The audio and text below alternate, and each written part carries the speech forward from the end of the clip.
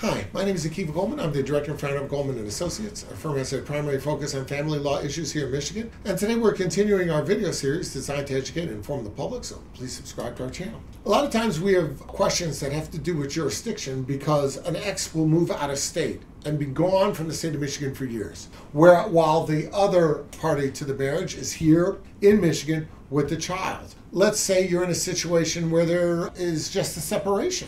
Maybe there's a job change. Maybe the scenario is like this. Husband takes a job out of state to support the family. They're living in Michigan, but he's been gone for long enough to establish jurisdiction in another state. He's lived there for 6 months continuous. The question is, in a divorce, does he file there or does he file here? And I'll tell you why it's a question. On the one hand, you could say, well, obviously he has to file in Michigan. The wife and kids are here. The home is here. Yeah, that may be. However, the laws in that state say if you've lived in our state for 6 months continuous, you have a right to come to court and ask for relief. In this case, he has a right to come to court and ask for relief from a marriage. He can ask for a judgment of divorce. He has the right to do that. However, you have to understand how the courts work. The courts, number one, want to bring finality. They have public interest in bringing finality to litigation. Number two, they can't bring finality to someone over whom they have no jurisdiction. So the courts have those two things competing with your claim. So if you want to bring your case in Iowa because you've lived there for enough time to satisfy their jurisdictional requirements, but your wife and kids and house and everything else is here, expect the court to tell you, look,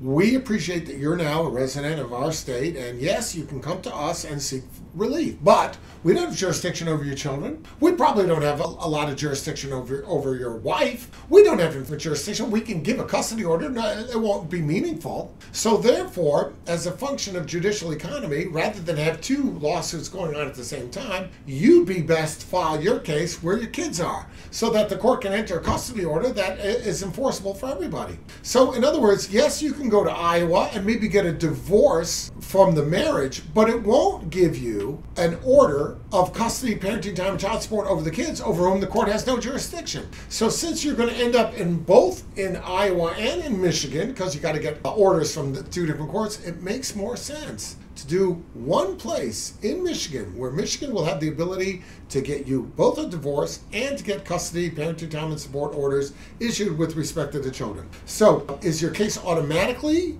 to be filed in Michigan? Because that's where you're, no, not automatically. He could file for divorce elsewhere, but the court is pretty quickly going to change the jurisdiction over the children, going to change jurisdiction over the wife, and going to say, look, yes, we're in Iowa. Yes, you can come here for a divorce, but no, we're not establishing, we have no jurisdiction over them, so therefore you're going to have to get that part of the divorce there anyway. Why not consolidate everything in Michigan? It is likely that the court will resort to that rather than have it split as it would be otherwise. If you have any questions about your case or your jurisdiction, reach out. We'll be glad to help you out.